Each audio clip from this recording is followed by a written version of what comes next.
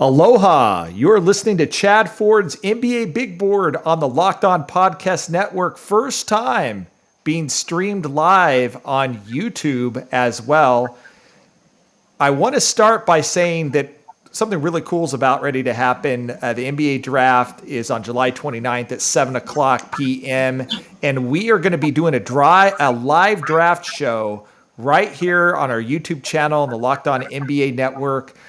NBA draft host Rafael Barlow, myself, Locked On NBA host John Corrales will be live covering this year's NBA draft. It's Locked On the NBA Draft 2021, brought to you by Built Bar. Get local expert analysis on each pick. Follow Locked On NBA on YouTube today and watch our live coverage on July 29th at 7 p.m. Eastern. It is less than a week away from the NBA draft. I have my longtime friend, partner in crime at ESPN for years, Marc Stein is with us today, author of a new newsletter on Substack, markstein.substack.com. Welcome back to the show, Marc. How you been, man? We just finished the finals, and now it's your finals. I hope you're ready. Yeah, of course I'm ready. And you know, for those of you that have been following the podcast, you know that Marc was my very first guest on the NBA Big Board podcast way back when, and we were sort of setting up this in the pandemic, you know, what are teams doing and, you know, how are they handling the draft?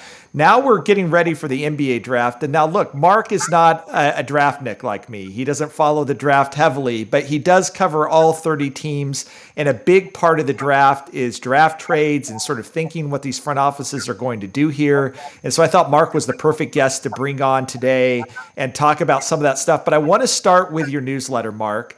And, you know, you were with ESPN. We were part of that same layoff at ESPN. You go over to New York Times for a couple of years, doing great work over there.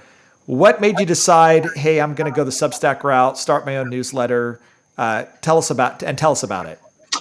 Yeah, look, it really is just an incredible opportunity and just the chance to really run your own publication, to be a publisher. You know, we've both been doing this a long time. I just finished my 28th season, and I've had a lot of different roles, and I've covered this league in a lot of different ways, but I've never been able to say, you know, I'm the publisher. I'm the guy who decides what we're going to write, where we're going to go, when the posts are going to hit, answer all the questions.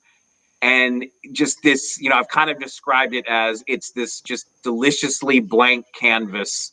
And, you know, when I talk to college students have been asking me for years, you know, predict what's next, you know, Twitter changed our business, I think, like nothing else in our lifetimes. It just made self-publishing possible.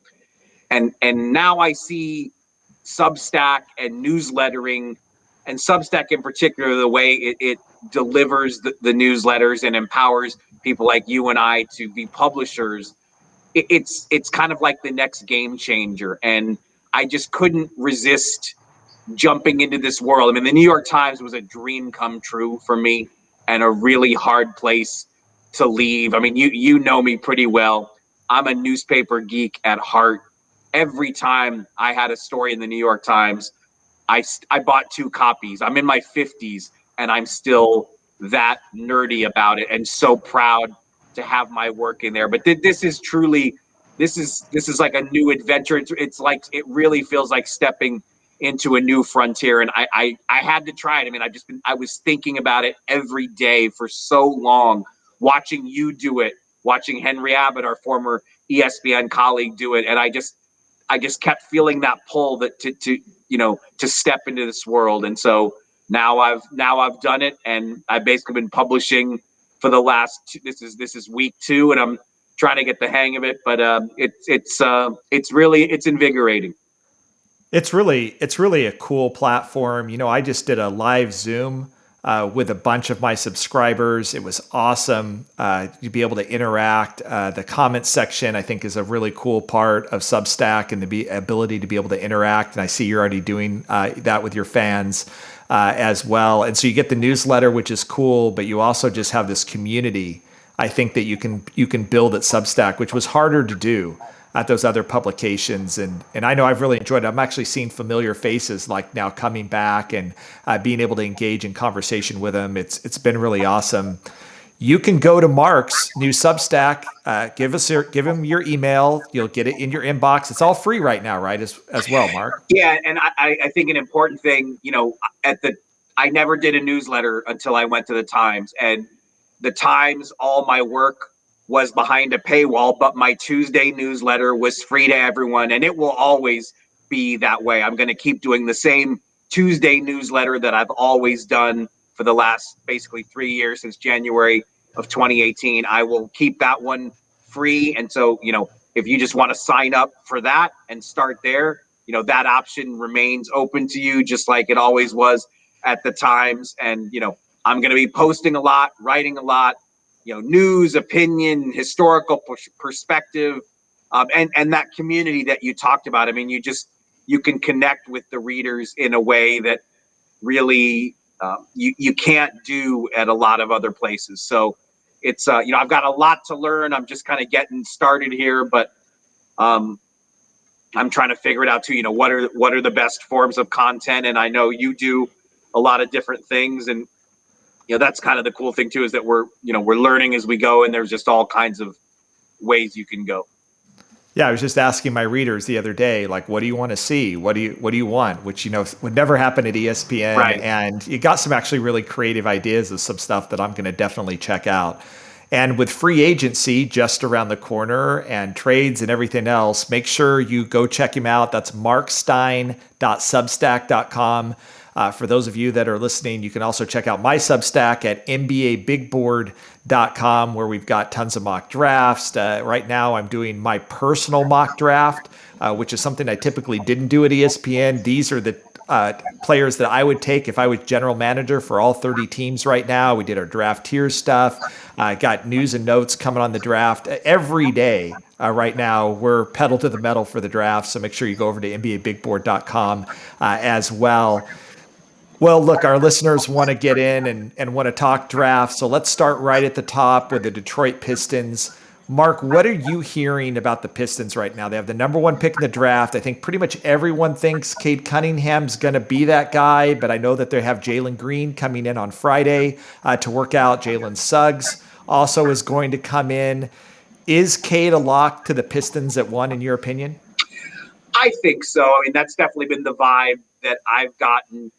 I think the Pistons are doing the right thing, though. You want to keep everybody guessing. You want that phone to ring with offers. Why not? I mean, look at Atlanta. Look how much grief they took for the first 2+ years trading Luka for Trey. But, now Trey has emerged, and all of a sudden people love Reddish, and teams around the league did not love Cam Reddish the way they do now. And I think people are looking at the Hawks and saying, you know what, maybe the Hawks did this thing right by getting Trey and also getting another very good, a potentially very good player. So the Pistons are smart to explore their options, but I have to say that I haven't really heard a rival team tell me they believe that the Pistons are going to go in a different direction. Yeah, that seems to be the case from what I'm hearing as well. I know that Houston Rockets set there at 2, and they're even further behind in the rebuild than Detroit is right now. I mean, that whole team is sort of blown apart right now. They do seem the team that is trying to be the most aggressive in getting up, to Cade right now, and whether they can use some of their assets to get another lottery pick. What is the sweet spot here? We talk about, it's very rare that the first pick in the draft is traded. Really, you go back to 2017. Danny Ainge surprised a lot of people and did it. The Cavaliers did it in 2014, but it was after the draft, once they knew that they had landed LeBron. You handle so many trade discussions or whatever. Like, trades are really hard, but trading the number 1 pick is really, really hard. My curiosity on this actually is Oklahoma City. I've just thought, look, Sam Presti keeps the cards as close to the vest as anyone in the business, but just because he's amassed so many draft assets. I mean, if you have a better handle certainly than I do on how good Cade Cunningham is right now, but you know, I always the vibe, when I would hear about Cade Cunningham and the buildup to this draft, it was always like, what an amazing thing if the Thunder could get him. I just want, Sam could throw 4 or 5 picks at Detroit if he wanted to, and it wouldn't really ruin his stash. I mean, he's probably going to get the Thunder will get offered more first round picks in very short order here when teams like New Orleans try to start dumping contracts on the Thunder. So they can replenish picks. I've just, again, this is not reporting, just my curiosity. Why don't the Thunder just throw some crazy pick laden offer at the Pistons to try to get number 1 from them? Isn't part of it because Sam Presti always is on the receiving end of those big deals? He's never the one sort of initiating them the other way. I mean, someday he's going to have to trade some of them. They're not going to draft. Even I know they're not going to draft. They're not going to draft all 18 of those first rounders that he has for the next 7 years. I don't think. I was just, it's so interesting that you bring this up because I was just talking to a prominent player agent tonight who was asking the same thing. He didn't have him going to 1, but he was like, why aren't the Thunder getting the Cavs pick? They could take back bad salary. They could offer a few things in return. And, he wasn't reporting anything either. He's just like, I can't quite figure out what the game plan is with Oklahoma City because you collect all these assets to ultimately sort of land a star, right? And because of, Poku going crazy in the final game of the season, which sort of hurt the Thunder's, draft standing, and then, a bad lottery, Oklahoma City sits at 6, which is at the very, very back end, in my opinion, right, of where you're getting a difference maker probably in this draft. And Sam doesn't get to choose. It will be whoever drops to him at 6. I think there's a kind of the draft kind of drops off a cliff right there at the precipice of that. So yeah, why not go and use some of these chips now and go get an Evan Mobley or a Jalen Green or certainly a Cade Cunningham? That's a really interesting question. Is this just the case where the mindset always is in collection mode? I mean, at some point you do have to push those chips into the center of the table. I think it's probably more that we just don't know, and that they're probably working on something, and it's Sam, and it just hasn't emerged yet. But I think that's the philosophy there that you can't have enough of those assets because it's so hard to hit on the right guy. I mean, nobody knows that better than Philadelphia. I mean, how many top 5 picks did they have, and what do they have to show for it? They've got Embiid and a Ben Simmons who's, who appeared broken by the end of these playoffs. So it's just so hard to hit, even when you're picking in the top 5, that, he'll be patient because, that's the way he operates. But I guess he has a plan. We just don't know it yet. Yeah, that's really interesting. I just had the author of Built to Lose, Jake Fisher, on the pod a few podcasts ago, and he was writing about the process in Philadelphia and everything else. And one of the things that really struck me about that was that, when Sam Hinkie had this idea that, look, the draft is basically a crapshoot, and so you try to get as many darts as you can, right? And then you hope that 1 or 2 of those darts ends up landing. And you've dealt with a lot of these GMs over the years, and I think we were going to talk about this later, but let's just talk about it right now. How hard is it? Most of the GMs are sort of afraid of the draft, right? Like, as smart as they are and with all the analytics or whatever, this is where player personnel people get it wrong more than at any other part of their job. I'm afraid of the draft. We worked together for 15 years, and I always told people I loved that you wanted to spend all year long covering the draft, because for one, it's become a year-round job. You can't show up in July, or obviously this is a weird year because the calendar, but you can't show up after the finals and say, you know what, okay, in this next week, I'm really going to get a handle on this. No, I mean, it's a year-round thing. But then the finals that we just witnessed, to me, just slammed home this point. What did we see in the finals? Giannis Antetokounmpo, the best player in the finals, was a number 15 pick. Devin Booker, the Suns' most dependable player in these finals, was a number 13 pick. And Chris Middleton was a second rounder who became a franchise player. And so that right there to me just, again, nobody feels sorry for NBA GMs. These are 30 of the greatest jobs in the world. But it just, I mean, there must be countless teams kicking themselves over those three guys alone. Giannis, obviously, there are numerous teams that can give you a tale of woe about, yeah, we saw Giannis, we weren't sure. But, Booker, Middleton, Drew Holiday. Yeah, I mean, what did the Bucks have? One lottery pick on their roster, and it was Brook Lopez, who was low lottery. So it's and three teams passed on Chris Paul. And frankly, you could probably add a fourth or fifth team that had the chance to get up there and get him and didn't take him. This is the hard thing about the draft. And if you're on Twitter, it can be brutal. So Giannis is winning a championship, and people are tweeting at me, "Hey, remember on draft night when you said Giannis was 1 to 2 years away from playing in the league? You're an idiot." That's part of it. Well, go back and look I at his didn't year see this one. coming.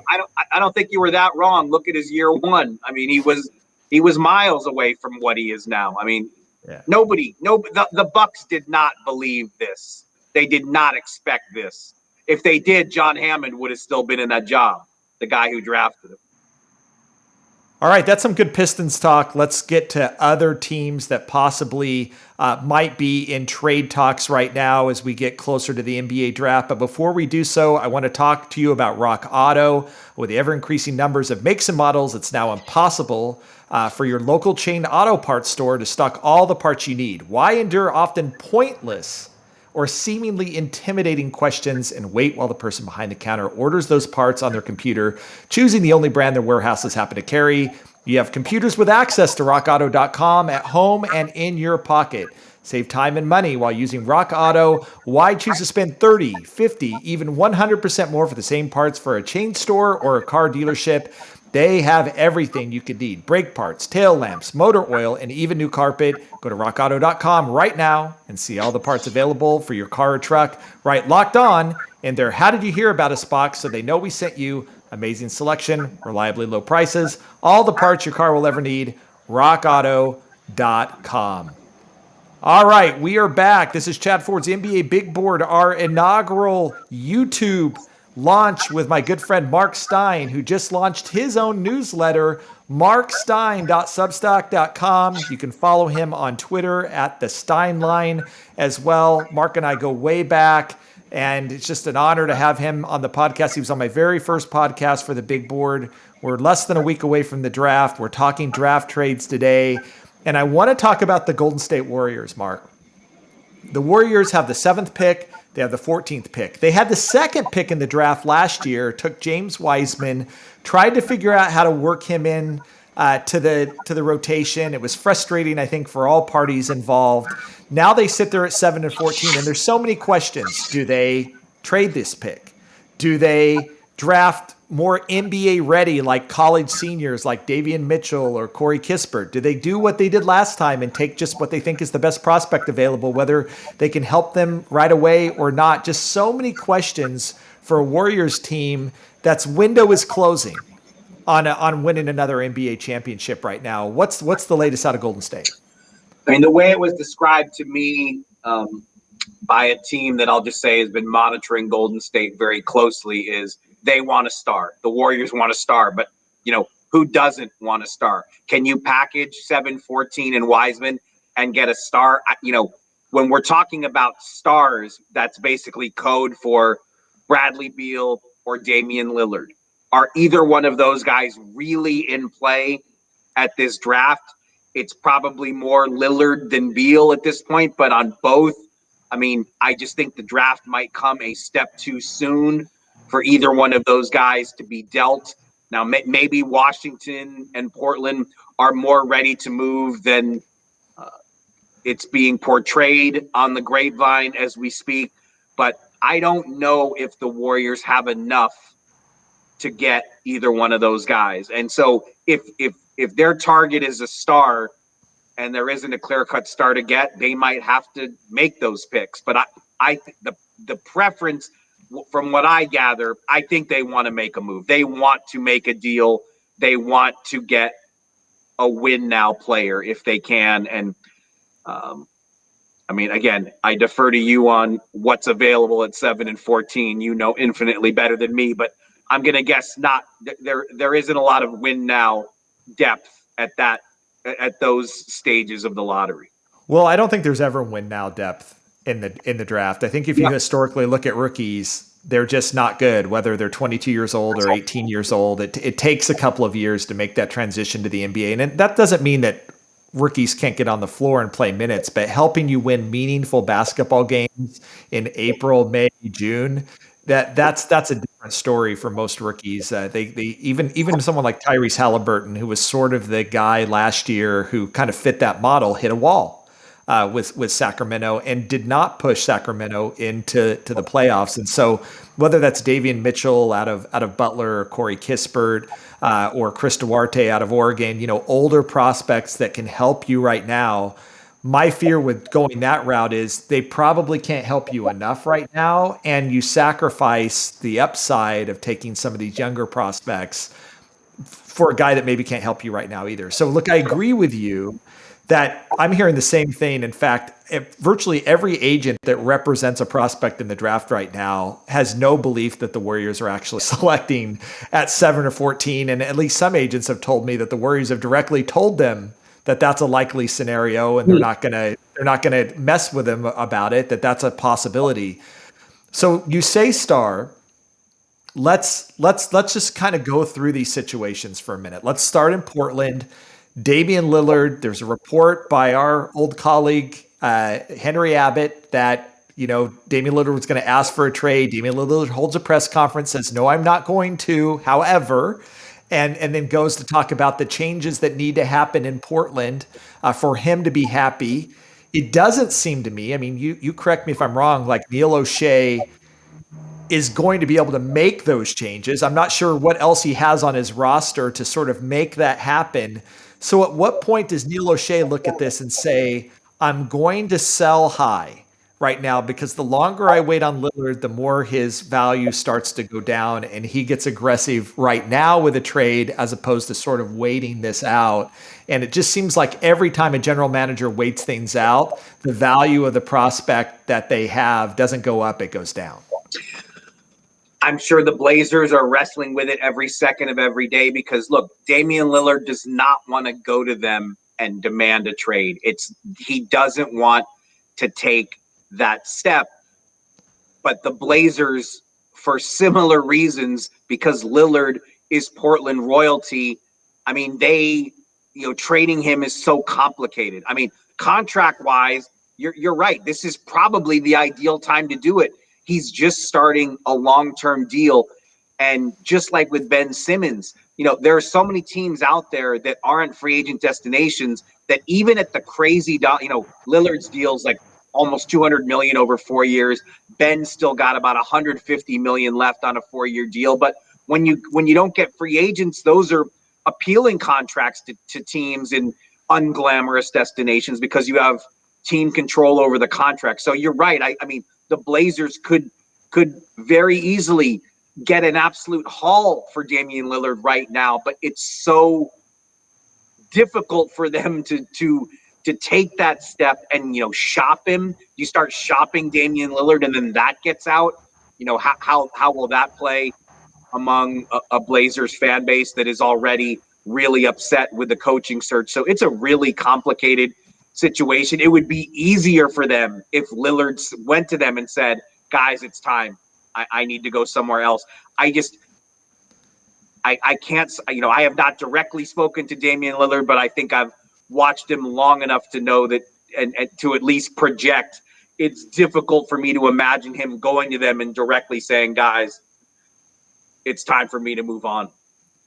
It sort of reminds me a little bit, Giannis took this position.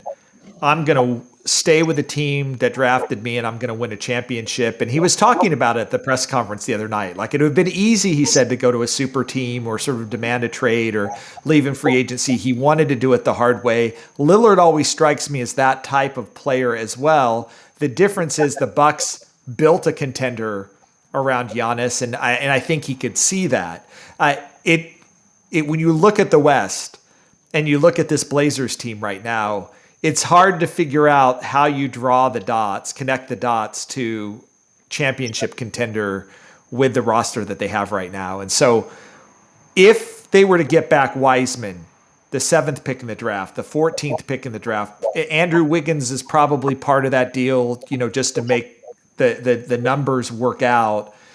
Is that enough of a haul for Damian Lillard? You're essentially talking about 3 lottery picks and a youngish player that isn't a star but is a good player in his own right. Is that enough for Damian Lillard? My instinct is that Portland would say no, that's not enough for Damian Lillard. And I think that's really where the stalemate comes. I mean, I think the Blazers would try to get, is Wiggins the best player in that deal? It's not enough. Now, I'm one of those people who I think Wiseman got way too much heat last year for a rough rookie season. I mean, he barely played in college. It's tougher for big men to make the transition to pros. Where I was wrong, I mean, I couldn't have imagined, a year ago, I wouldn't have imagined LaMelo Ball being a great fit next to Stephen Curry. But it's like it's interesting now the way the league's changed. You hear so many teams talking about they want a secondary ball handler. And so now, and you could really make the case that LaMelo could have played with Steph and, it could have worked. And so that's another factor that's adding to the pressure on the Golden State side. I still think Wiseman is going to develop and be a very good NBA player, but nobody has any patience. And there's less patience in Golden State than anywhere because they're so used to competing for championships. But just again, this is not reporting, just my instinct. My instinct is that, excuse me, that Portland would say that's not enough. What's interesting too is there is some great stories there, and I think narratives to tell if it's Damian Lillard going back. He's from Oakland. He's going back home. The Blazers did him a solid by returning him to his home.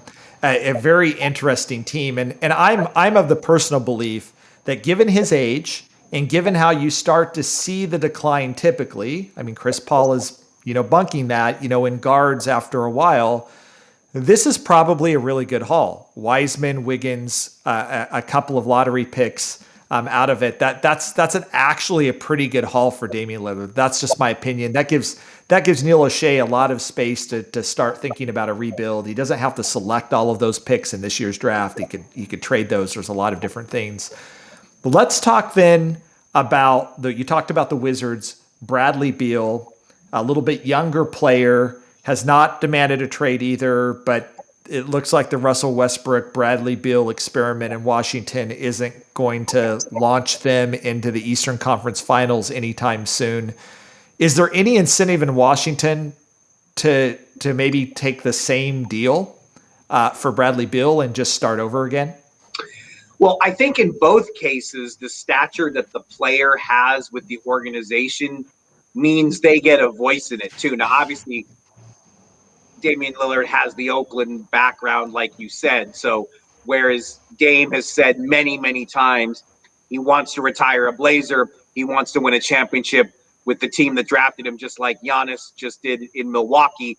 I would imagine a move to the Warriors, to his hometown, is something you could sell Damian Lillard on if you really had to twist his arm. Bradley Beal to this point has said he wants to be in Washington. He's given no indication that he wants to go elsewhere. So I think you kind of need to do it with some level of cooperation with the player. And again, I can't imagine why any player wouldn't want to go to Golden State and play next to Steph and Draymond and try to win. But you can't be sure without getting their input. And just to this point, there's at least with Lillard, there's clear discontent there. There's tension there. There is some momentum that kind of backs a trade. In Washington, I don't think we're there yet. Really, the only indication is the fact that the Wizards are bringing in a first-year coach. That would tend to suggest that maybe the Wizards are more ready to rebuild than they've said publicly. But they finished the season on such a surge just to get back into the playoffs that, you could also make the case maybe they do think that the Westbrook Beal pairing has more potential than maybe outsiders see it. To me, there's nothing worse than being the NBA purgatory of being like just good enough to make the playoffs or just bad enough that you miss the playoffs and you don't get a lottery pick. Like you should either be bad or good. Both Portland and Washington seem to be stuck in that NBA purgatory. And again, I'm not sure how Washington turns it around. I know you're probably a Denny Avdia fan, and think Denny is going to be the guy that's going to put him over the edge. But I don't see it, and I think at some point you just have to be realistic about what your roster can and can't do, and you rebuild. And again, for Washington, being able to get Wiseman, being able to get 7, Andrew Wiggins, 14. The Wizards also have the 15th pick in this draft as well. You can package some of those picks together. I just think realistically, we're seeing how this game is going to end up in a year or two. So getting ahead of it as opposed to having your hand forced is the right direction. Let's just talk about one more team here. The Philadelphia 76ers. We said star, and I know right now on NBA Twitter, Ben Simmons doesn't qualify, but here's a guy who's made 3 All-Star teams, was runner-up for Defensive Player of the Year. He's had a good career, and his confidence, his lack of a jump shot, it's a big problem. I think a lot of folks in the NBA think that Golden State might actually be a good fit for him, take some pressure off him, play him as a small ball 5 at Golden State where he might thrive in a different way. Would that be a deal that works for both Philly? Because I wonder that it doesn't probably work for Philly, right? Because Philly also is in win now mode, and getting all of those assets is probably not the direction they want.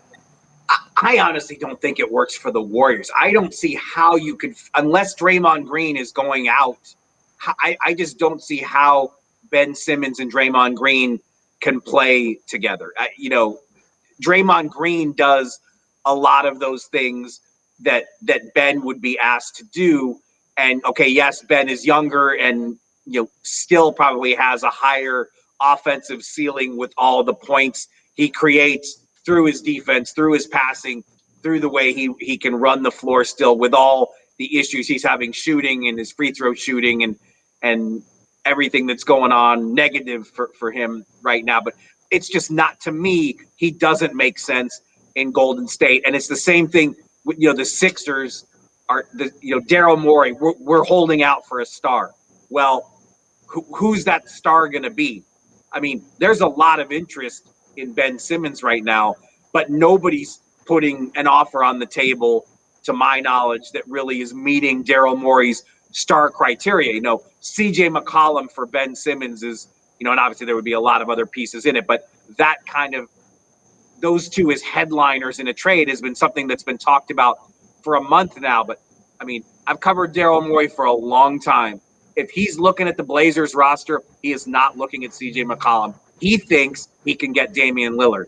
I don't know how the Sixers could get Lillard. I don't think Ben Simmons as a centerpiece is enough to get Portland to think about doing that. But just that's the kind of mindset that Daryl has. So to me, the Philly Golden State match, I don't really see it. That, and I did some hypothetical trades on NBABigBoard.com this week, and one of them was a multi-team trade. So Lillard ends up in Philly, Simmons ends up in Golden State. All those assets go over there. Seth Curry comes over in that deal as well for Golden State to give them some shooting. Wow. I think there's a deal there to be had if Neil O'Shea is going to be content with that package. But as you look at what else is out there, it's like you said, it's Ben Simmons for Damian Lillard. I don't know that that's enough. I actually think the combination of Wiggins, Wiseman, and a couple of lottery picks, frankly, is probably better for a rebuild in Portland than just bringing in Ben Simmons. I think, again, sometimes you just got to be realistic about what's what's out there. If we've seen what Russell Westbrook's been traded for the last couple of times, we wouldn't have fathomed that like a couple of years ago. And so I'm rah in. And that's the deal that I think should happen. I actually think Ben Simmons in Golden State. I think Damian Lillard in Philadelphia. I love Lillard and Embiid. I think that's a really interesting. I think Blazers should hoard all those picks together and let's just see what happens. Well, I think the difference in those three situations, the big one is, again, Lillard and Bradley Beal, their standing with their franchises would suggest that they're going to have a say in where they end up. Whereas Ben Simmons, I think Ben really has to brace for, he's just going to get traded somewhere. I mean, he just doesn't really have. Right. From what I see, I just don't think he's going to be able to kind of dictate where he goes. You see all kinds of teams, Minnesota, Cleveland, Sacramento, Indiana, all those teams have been already linked with Ben. Toronto's another team I've heard that's expressed some interest in trying to find a way to get Ben. So he's just going to, if Daryl Morey finally finds the deal he likes, he's just going to get traded, and he has to be ready for whatever it is.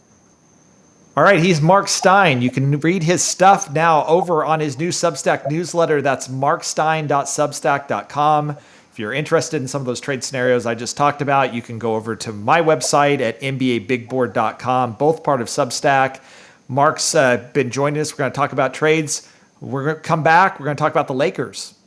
But first, did you know that Built Bar has 9 delicious flavors and the occasional limited time flavor?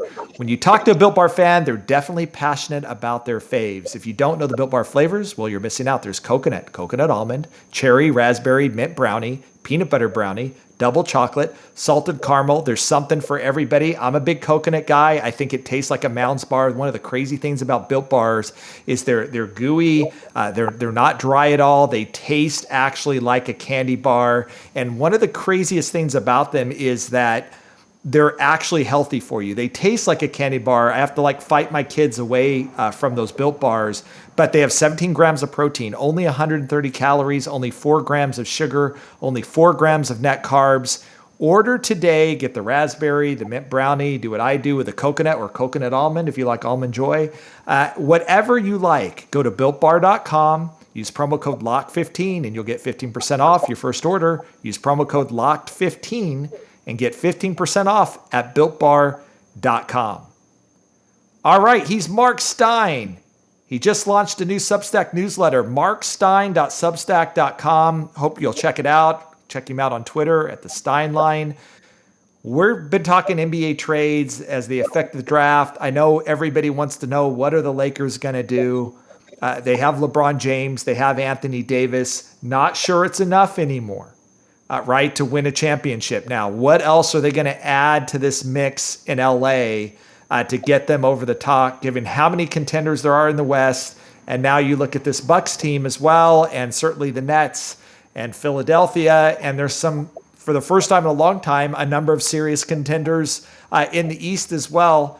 How do the Lakers get better? Yeah, so I do this Friday column on my Substack that I call This Week in Basketball. And in the first one that I did, I reported that the Lakers are really on the hunt to add, again, that secondary creator. They want a proven, dependable ball handler.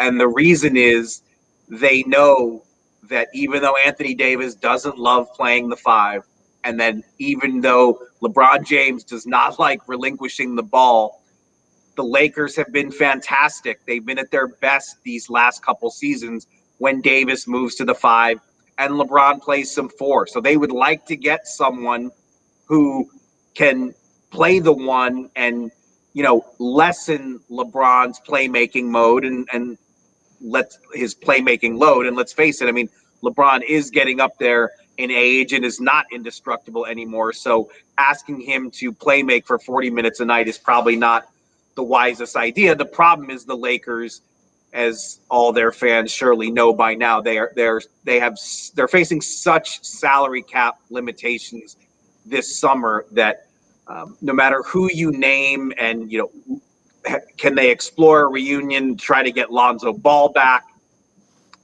Chris Paul, I think you would expect him to stay with the Suns after the Cinderella season they had. But if Chris Paul's going to explore going anywhere, obviously going back to Los Angeles and playing alongside LeBron James, something he's always wanted to do, you would think that would be something that Chris Paul looks into.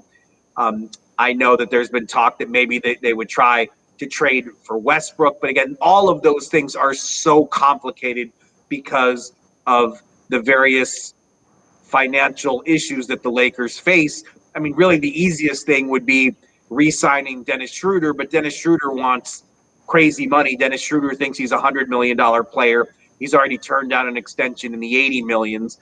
And the vibe from the Lakers really is that I think they'd rather move on from Schroeder. I don't think they see Schroeder as a starter. I think they like him as a six man, but they want something more out of their backcourt, their main backcourt guy. So the Lakers have all these kind of aims, these lofty aims, how they're going to achieve it. My math ain't good enough to tell you that right now. I'm as curious as anyone to see how they pull this off. Yeah, because it seems like the only way that they're going to be able to financially afford it is to do a sign and trade with Schroeder. But then you're talking about a team that's going to be willing to take back whatever contract Dennis Schroeder is willing to take, which might just be too rich for anybody's blood right now. Whether that would be Phoenix or something with the Wizards with Russell Westbrook or whatever. It does seem like the Lakers have painted themselves into a corner a little bit, and Kyle Kuzma as a trade bait and the number 22, they have the number 22 pick in the draft, might not be enough to get them what they need. Yeah, I wouldn't think so. I mean, look, Kuzma's been available at various points, and I don't think it's going to get you in the running for the kind of players that we're talking about here. But, they're going to try, and it's funny. It's just the way this league works that even without flexibility, you still hear so much chatter about what the Lakers are working on and trying to get done. I mean, they know that they need to add some playmaking, and let's see if Rob Pelinka can pull it off. We could say the same thing about the Knicks, right? The Knicks surprised people. I certainly was surprised. I did not think this was a playoff team at the start of the season. The Knicks go in, make a surprising playoff run. But then I think reality hits them in the face in the playoffs, and they know, okay, this team alone isn't going to do it. They have the 19th and 21st picks in the draft, and Knicks fans are super excited. But again, history says, look, they drafted the older guy, Obi Toppin, last year. Tom Thibodeau didn't really give him a lot of run, and when he got in the game, his impact was questionable.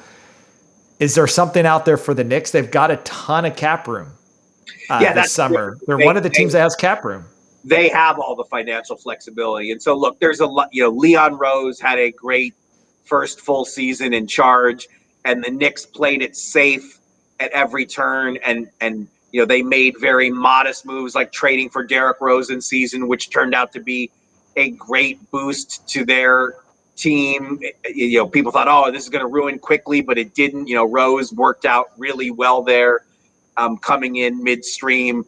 But the Knicks are in New York, and if expectations among Knicks fans always very high, but they're in the same city as the Nets, who collect stars for sport. I mean, the Nets are, Durant, Harden, and Irving. A star trio doesn't get bigger than that. So ultimately, I think Leon Rose knows he's going to be judged on bringing in at least one star level player. And so that's, there's been a lot of talk about Sexton, maybe them trying to swing a trade for Sexton. Is that the move the Knicks really want to make? Is it better for them to try to stay a little bit more patient and see if they can get a deal for a Bradley Beal, someone we know the Knicks are interested in? And then again, I think it has to be in the back of the Knicks' mind that if Lillard does become available, like, it's so natural for the Knicks to go after him, that there's always been kind of this chatter that if Lillard eventually does leave the Blazers, the assumption is, Damian's never announced this, but the assumption is that he would want to go to a major market like the Knicks. So if you're the Knicks, do you really want to give up a lot of assets for a Colin Sexton trade now and then find out 3 months later, 6 months later that, it impacts your ability to get Damian Lillard? And by the way, there's a reason that Colin Sexton is available, despite the fact that as a player still in his rookie contract, he averaged 25 points a game last season. There's a reason that Cleveland is out there not necessarily wanting to sign him, and that's got to raise a red flag in New York, as well. Would you, if you were the Knicks GM, give up your assets to go get, RJ Barrett, for example, Obi Toppin, some of those young assets that they have that are intriguing to add that extra star? Or is the window just not quite right? When you look at Milwaukee, when you look at Brooklyn, when you look at where Philadelphia is right now, can the Knicks really make a move here that puts them into playoff or championship contention right now? Or is that just not even the goal anymore? It's just fine to be in the playoffs. I would try to be a little bit more patient if I could. I think kind of the talk during the season was that the Knicks had restored themselves to a place that stars do look upon the Knicks more favorably now than they did. Obviously the year Durant and Kyrie Irving were free agents, they chose the Nets over the Knicks. And, Durant did the famous interview where he said, the Knicks really aren't the cool thing right now. The Knicks are cooler. I don't know if they're quite the cool thing yet, but they're cooler than they were. So you're not winning the East next year. To me, they're better off waiting for a certifiable star than just going after Sexton now. If they could get Sexton without impacting their ability to be in the running for that next, quote, disgruntled star who comes available, then that's something else. But if I'm the Knicks, I'm probably staying on the patient route a little bit longer. Well, the one thing that we do know is that there will probably be a trade on draft night. I've never covered a draft where there isn't a trade. Usually there's a couple of trades even right before.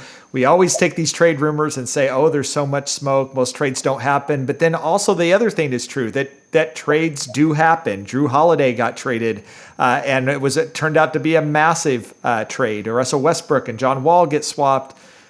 If you were to make a prediction right now, because it seems like you're a little down on Lillard getting traded or, Bradley Beal getting traded right now. A player that gets drafted before the end of July, let's say, who is it? I mean, I think there's a chance on Lillard. I mean, he's not pushing for it. At least that's the way it looks. But just because there is so much tension there, I would think there's more of a chance with him. Beal is the harder one for me to see. And then, Ben Simmons is just, it's really what the Sixers, if the Sixers hold firm to what they expect out of a Simmons trade, it will slow things down there. I mean, it's hard to evaluate right now. There are some people, I'm sure you're getting the same thing. I talked to some people who are saying Ben Simmons will not start next season in Philadelphia.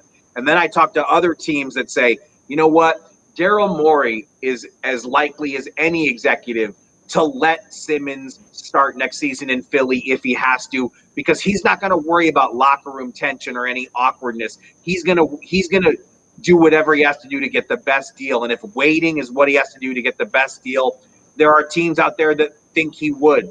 So that's why it just makes it difficult to say, but I do agree with you. I think we're going to see a lot of action, and it's going to come fast here because the draft is a week away, and free agency, there's not a lot of cap room sloshing around. But as we saw last season, now the deals happen so fast in free agency that 1, 2, 3 days in, there's going to be a ton of movement. Well, I know where I will be getting my free agent information this year. It's going to be at markstein.substack.com. Mark has been on top of this for years, and as we roll into this trade season, and I think we're there now that the finals are over, and then roll into free agency starting August 2nd, markstein.substack.com is going to be the place to go. Go over there, subscribe, support Mark. He's been a legend in our field for the longest time and just one of the best human beings you'll ever meet. And that's just another great reason to support markstein.substack.com. You can follow him at the Stein line as well. And if you're so inclined and you're really into the draft, you can come over to NBABigBoard.com and subscribe to my newsletter as well. And we're just going to be flooding you with draft information, and maybe there'll be a trade or two which will shake up the mock drafts and what have you. Finally, the last thing we're going to say is that if you really are into mock drafts, there's the Ultimate Mock Draft 2021 presented by Locked On and Odyssey, featuring analysis from myself, NBA experts Brian Scalabrine, former Suns general manager Ryan McDonough, our Locked On NBA local experts. We'll make selections and trades with your favorite basketball teams throughout the week-long special event. We're right at the end of it now. Search the Ultimate Mock Draft 2021 on the new Odyssey app, wherever you get your podcast. Odyssey is your audio home for all the sports, podcasts, music, and news that matter to you. That's Odyssey, AUDACY. Mark, thank you so much for coming on the show. Really appreciate it. Congratulations on a great launch for your newsletter. And we'll all subscribe and follow you closely over the next few weeks. Thank you for all the kind and beautiful words, my friend, and have fun next week. It's your time. Enjoy it, man. All right. You've been listening to Chad Ford's NBA Big Board on the Locked On Podcast Network. Aloha.